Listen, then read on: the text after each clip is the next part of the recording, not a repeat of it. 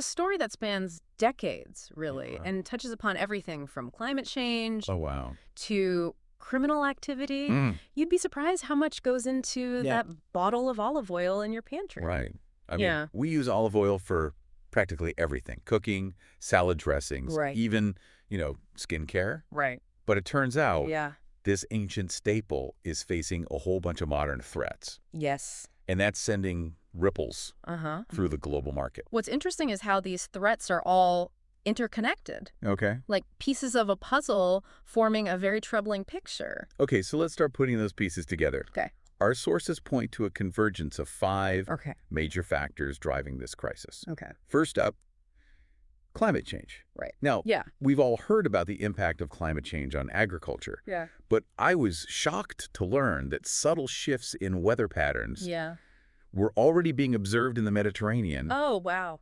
as far back as the 1960s. It's a classic case of a slow-burning crisis. Yeah. Scientists were tracking these changes, Yeah. rising temperatures, fluctuating rainfall, but Right. the idea of human-induced climate change wasn't widely accepted back then. So those early warning signs were kind of brushed aside, Kind of? Yeah. but those subtle shifts have snowballed Yes. into something much bigger, haven't they? Exactly. Fast forward to the 2020s, Yeah. Okay. and we're seeing those gradual changes. Yeah. Manifest as severe droughts and heat waves. Right. These extreme weather events Uh-huh. have hit major olive-producing regions, Okay. like Spain and Italy particularly hard, Yeah. decimating harvests Right. and sending shockwaves through the global supply chain. It's like those small cracks in the foundation Yeah. finally gave way, and now the whole house is on shaky ground. Yeah, I like that. But, okay, Sure. climate change is just one piece of the puzzle. Right. Our sources also highlight the role of plant diseases. Uh-huh. And there's one in particular that sounds especially scary. Xylella fastidiosa. It's a bacterium that essentially starves olive trees to death Wow. by blocking their water transport systems. Hmm. It's been a nightmare for olive growers, Yay. especially in Italy's Puglia region, which was once a major producer of olive oil. So we've got these weakened trees Right? already stressed by climate change. Exactly. And then Xylella comes along and delivers the knockout punch. Yeah, a 1-2 punch. yeah, it's a devastating combo. Yeah. But here's where it gets even more interesting. Okay. Our sources suggest that climate change Right. might actually be making olive trees more susceptible to diseases Yeah, like Xylella. that's right. Wow. The stress caused by drought and heat Okay. weakens the tree's natural defenses, Uh-huh. making them easier targets for pathogens. Right. It creates a vicious cycle. Yeah. Climate change weakens the trees, Right. making them more vulnerable to disease, Okay. which further reduces yields, Right. exacerbating the crisis. It's like a double whammy, a 1-2 punch. Yes. That's really putting the olive oil industry on the ropes. Uh-huh. But wait, there's more. Oh. Our sources also reveal a darker side to this crisis. Yeah. Criminal activity. As the price of olive oil has skyrocketed, so have the incentives for criminals. Right. We're not just talking about petty theft here. Okay. There are organized gangs stripping entire orchards and sophisticated fraud rings, Okay. diluting real olive oil with cheaper alternatives. Hold on. Olive oil mafia. That sounds like something out of a movie. It's more sophisticated than that. Yeah. We're talking about operations that involve trucks, Oh, wow. heavy machinery, Looks and likely corrupt insiders. wow. There was a case in Spain Okay. where thieves stole over 2 tons of olives, Wow. worth thousands of euros. Hmm. And that's just the tip of the iceberg. Wow. So it's not just a few bad apples. It's organized crime exploiting a crisis, Right. driving up prices even further, and Yeah. eroding trust in the market. Exactly. And this brings us to another crucial factor, Okay. globalization. Okay. Over the past few decades, Uh-huh. olive oil has gone from being a regional staple Yeah. to a global commodity Oh. traded on international markets. Okay. While this has made olive oil more widely available, Right. it's also created new vulnerabilities. Right. Like those olive oil futures contracts. Right. Mentioned in our sources. Yeah, It's fascinating, but also a little scary it is. to think that something as simple as olive oil Yeah. is now subject to the whims of global markets. That's the thing about globalization. Yeah. It creates interconnectedness, Yeah. but also interdependence. Right. A bad harvest in one part of the world Yeah. can send ripples through the entire global supply chain, Right. driving up prices everywhere. So my pasta night could be directly impacted Exactly. by a drought on another continent. Yeah, It makes you realize just how fragile our food systems are. it does. But there's another layer to this globalization story, isn't there? There is. Something about efficiency, Yeah. making things even more fragile. That's a crucial point. Yeah. The pursuit of efficiency in a globalized market Okay. often leads to specialization and consolidation. Okay. We end up with fewer, larger producers, Mm-hmm. optimized for specific conditions, Okay. but this specialization comes at a cost. It reduces diversity and adaptability, Oh. making the system more vulnerable to shocks. So it's like putting all your eggs in one basket. Exactly. If that basket falls, Yeah, you lose everything. you do. And this brings us to what might be the most frustrating aspect of this crisis, Right. the missed opportunities. Mm-hmm. Our sources suggest that there were warning signs along the way. Yeah. Climate data, early reports of Xylella outbreaks, Right. economists predicting market volatility. Yeah. But for decades, Yeah. policymakers didn't take sufficient action. Yeah, it's a recurring theme. So we had the data, we had the experts, I did. but we just kind of ignored it. Kind of, yeah. But those missed opportunities have come back to bite us, haven't they? Absolutely. Yeah. Imagine if back in the 1980s or 1990s, Right. more attention had been paid to those early warning signs. Right. Maybe there would have been more investment Uh-huh. in drought-resistant olive varieties, Okay. stricter biosecurity measures, Right. or policies to encourage diversification. It's like seeing that check engine light on your dashboard and And just deciding to keep driving. right. Eventually, that engine's going to seize up. It will. And in this case, the engine is the global olive oil industry. It is. So we've got climate change, Right. killer bacteria, Right. olive oil mafia, Yes. globalization, Yeah. and missed opportunities. Yes. All converging to create this perfect storm. Yeah. It's a pretty bleak picture, isn't it? It is. But is there any hope for the future of olive oil? There is hope, Okay. but it's going to require a fundamental shift Okay. in how we approach this crisis. Okay. We need to learn from our mistakes, Right. embrace innovation, and be willing to rethink our relationship Okay. with this ancient and valuable crop. Okay. In the next part of our depth dive, we'll Yeah. explore what that might look like. Okay, listeners. Yeah. Stay tuned as we delve into potential solutions. Yep. Mm-hmm. Examine parallels with other food crises. And discuss what the future might hold for olive oil Right. and perhaps for our food systems as a whole. It's a big one. It is. Welcome back to our deep dive into the European olive oil crisis. Last time, Yeah. we uncovered the complex web of factors Yeah. driving this crisis, from climate change Yeah. to plant diseases to the globalization of the olive oil market. It's a lot. We really peeled back the layers of that bottle of olive oil in our pantries. Yeah. And found a whole lot more than we bargained for. Yeah. It's actually pretty unsettling to realize how vulnerable our food systems are to these kinds of interconnected threats. It is. But before we get too doom and gloom, Right. our sources also highlight some potential solutions, Yeah. as well as valuable lessons we can learn Right. from other food systems that have faced similar crises. Right. Because the olive oil industry isn't alone in this struggle. Right. We're seeing similar challenges playing out across a whole range of agricultural products. Okay. And those experiences offer some valuable insights. Okay, so let's dive into those comparative lessons. Okay. Our sources mentioned a few historical examples, Yeah. starting with the phylloxera plague Right. that nearly wiped out European vineyards Yeah. in the late 1800s. It sounds eerily similar to what's happening with olive oil and Xylella today. It is. Yeah. Phylloxera, a tiny aphid-like insect, Right.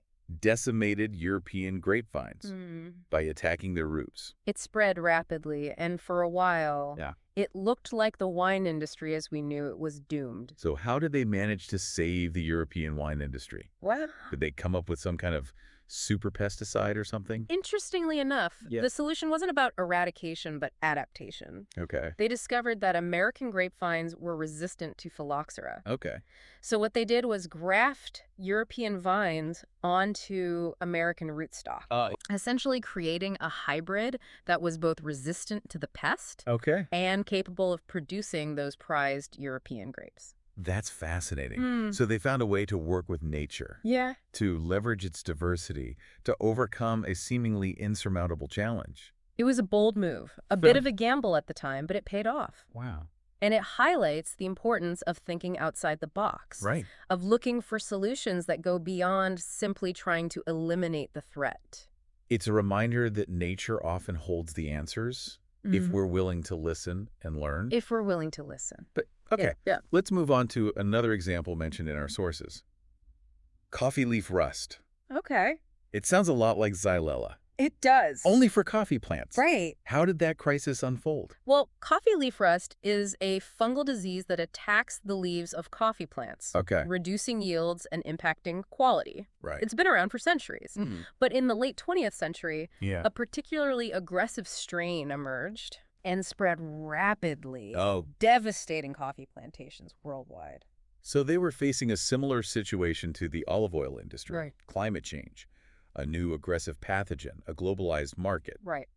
How did they respond? Was it a similar story of missed opportunities? There were some parallels, What? for sure. Initially, there was a reliance on fungicides, Okay. which provided temporary relief, Right. but ultimately proved unsustainable as the fungus developed resistance. Sound familiar? It does. Yeah, it seems like we often fall into the trap of, Yeah.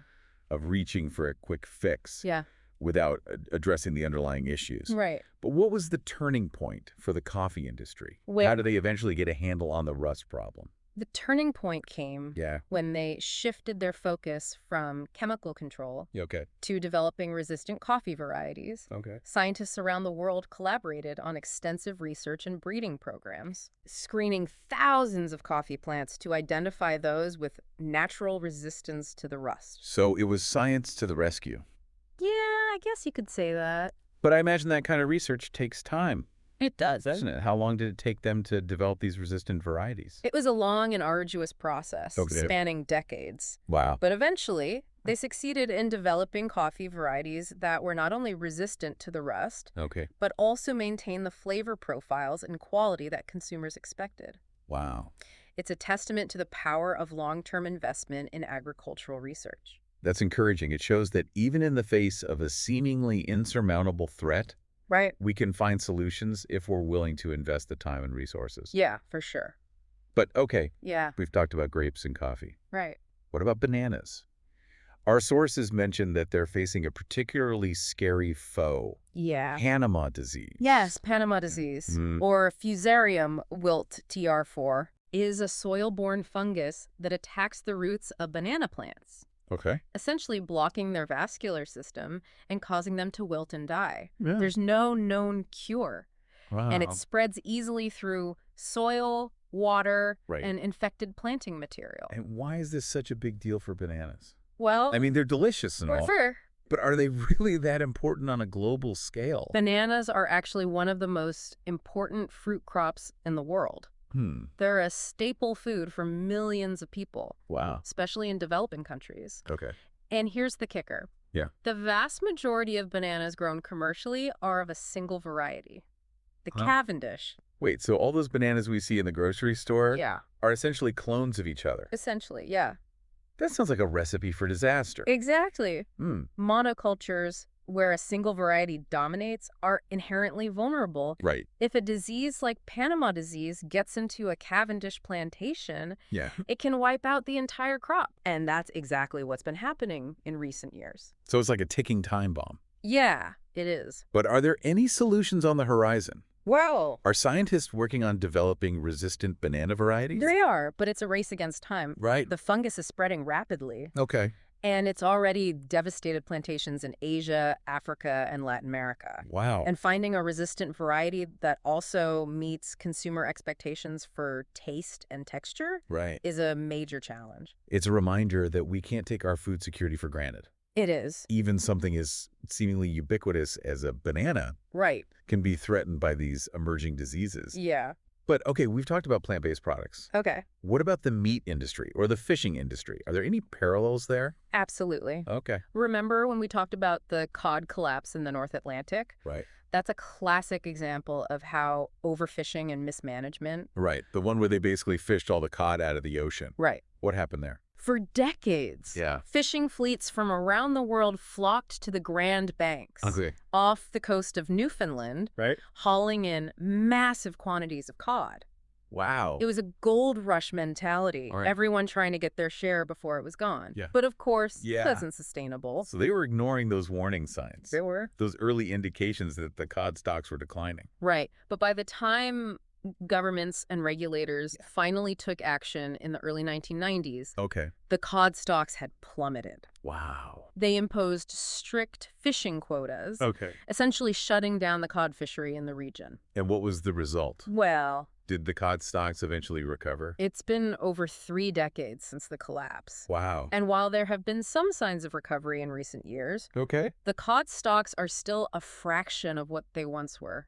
Wow. It's a stark reminder that even with intervention, Yeah. it can take decades for ecosystems to recover from overexploitation. So the lesson here is that we need to take a more precautionary approach, It is. to act before it's too late, rather than waiting for a crisis to force our hand. Exactly. Yeah. The cod collapse is a cautionary tale about the importance of science-based management, Okay. sustainable practices, Right. and recognizing the interconnectedness of ecosystems. Right. We can't just focus on maximizing short-term profits. Right. We need to consider the long-term consequences of our actions. It's a theme that seems to be emerging from all these examples, isn't it? It is. This need to shift from a mindset of exploitation to one of stewardship. Right. But how do we actually make that shift happen on a global scale? That's the question, isn't it? It feels a bit overwhelming, to be honest. It is a daunting challenge, but Yeah. amidst all these crises, there's Yeah. also a glimmer of hope. Right. What we're seeing is a growing awareness of these issues, Okay. a recognition that our food systems are interconnected and vulnerable, Right. and that awareness is driving a wave of innovation.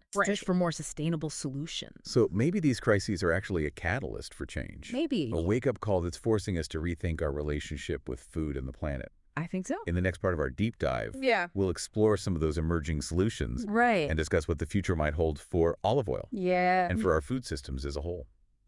Welcome back to our deep dive into the European olive oil crisis. So far, we've explored the complex web of factors driving this crisis, and honestly, it can feel a little overwhelming. Right. It's like we keep peeling back the layers of this onion, and each layer reveals another challenge.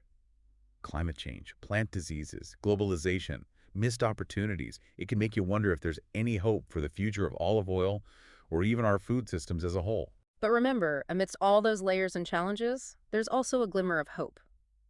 Humanity has a remarkable track record of innovation, especially when faced with seemingly insurmountable problems. And that innovative spirit is alive and well today as researchers, entrepreneurs, and even everyday consumers are coming up with creative solutions to address this olive oil crisis. Okay, so let's talk about those solutions. Yeah. What are some of the things people are doing to try to turn the tide, so to speak? Well, one area that's generating a lot of buzz is precision agriculture, Okay. which involves using technology to optimize every aspect of farming. Right. Imagine sensors in the olive groves that can monitor soil moisture, nutrient levels, even the health of individual trees. That data gets fed into a system that automatically adjusts irrigation, fertilization, and pest control, ensuring that each tree gets exactly what it needs when it needs it. So instead of a one-size-fits-all approach, we're giving each olive tree its own personalized care plan. That's amazing. But how does that actually work in practice? Are we talking about robots roaming the olive groves? It's not quite robots, but it does involve some pretty sophisticated technology. Okay. Think drones equipped with cameras and sensors that can fly over olive groves, collecting data on tree health, pest infestations, even water stress. That data is then analyzed by AI algorithms that can identify patterns and make recommendations for targeted interventions. It's like giving olive growers X-ray vision, allowing them to see what's happening beneath the surface and respond proactively. Exactly. And it's not just about optimizing resources, it's also about predicting and mitigating risks.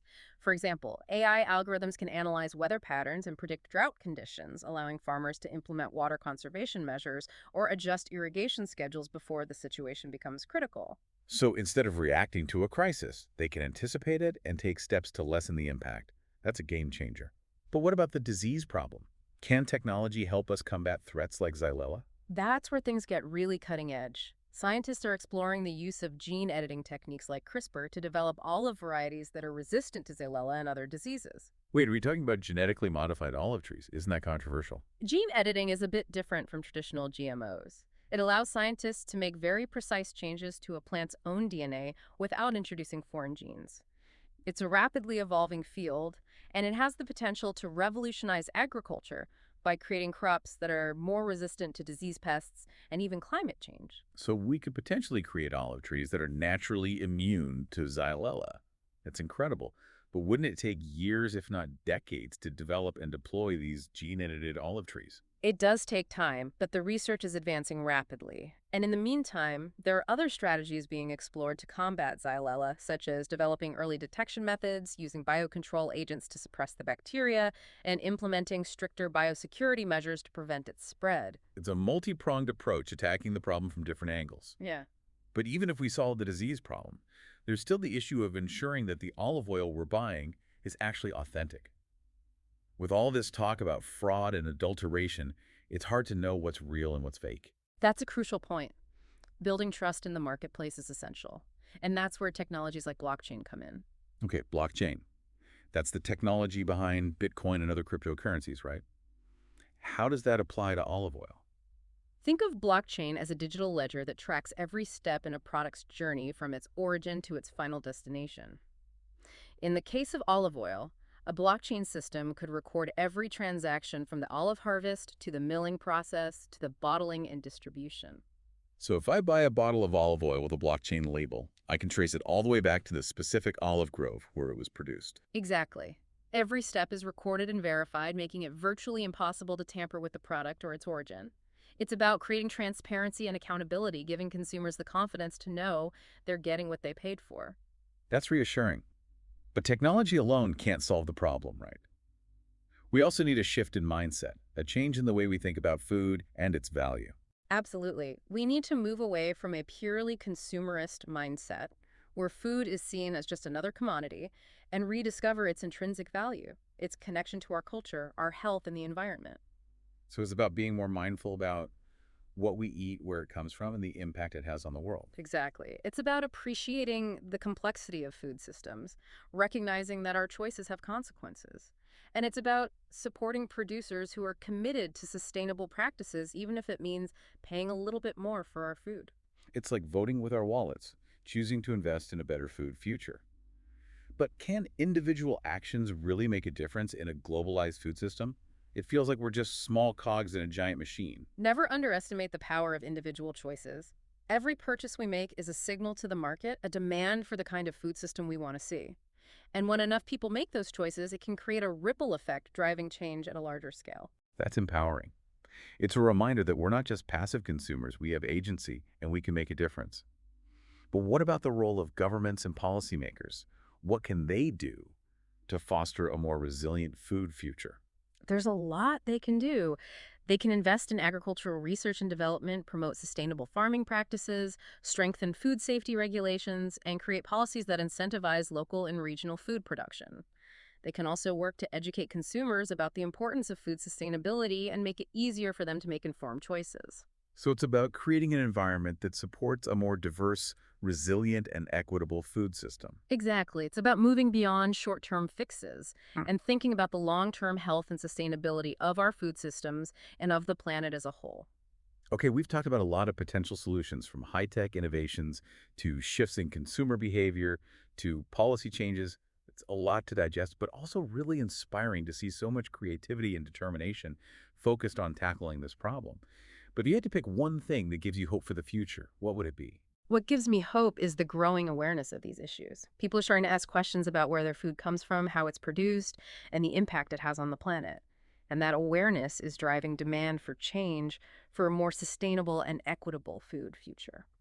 So we're seeing a shift in consciousness, a recognition that we need to do things differently. It's not just about olive oil, it's about our relationship with food and the planet as a whole. Exactly. And that shift is creating opportunities for innovation, for new business models, for a more just and sustainable food system that benefits everyone. That's a powerful and hopeful thought. We've covered a lot of complex and challenging topics in this deep dive, but I think the key takeaway is this. We have the power to shape the future of food. It's not going to be easy, and it will require collective action, informed choices, and a willingness to challenge the status quo.